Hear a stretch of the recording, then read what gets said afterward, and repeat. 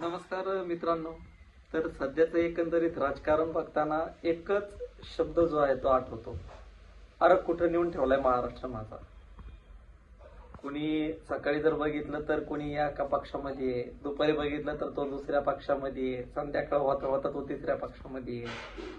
नक्की ही लोकशाहीची हत्या आहे की नाही आहे हा प्रश्न मला देखील पडलेला आहे. अशा जर निवडणुका होत असतील तर मला वाटतं की या निवडणुका नाही झालेल्या बऱ्या आहेत.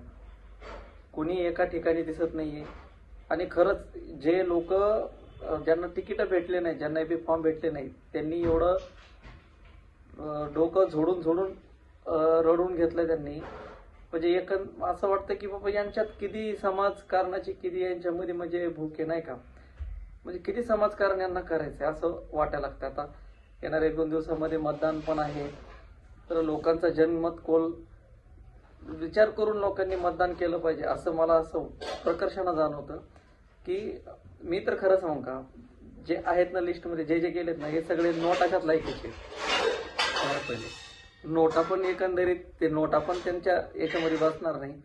पण खरंच मतदान करताना थोडं विचारपूर्वक करा. आपल्याला 5 वर्ष त्यांना झेलायचं आहे आणि हे लोकांना खरंच समाजकारणाची जर एवढी भूक आहे तर त्यासाठी राजकारणातच जावं असं काही मान नसतो. असे खूप काही सामाजिक कार्यकर्ते आहेत जे की त्यांचं काम ते व्यवस्थित करतात. तर बघा, आपली लोकशाही जिवंत ठेवा आणि व्यवस्थित मतदान करा.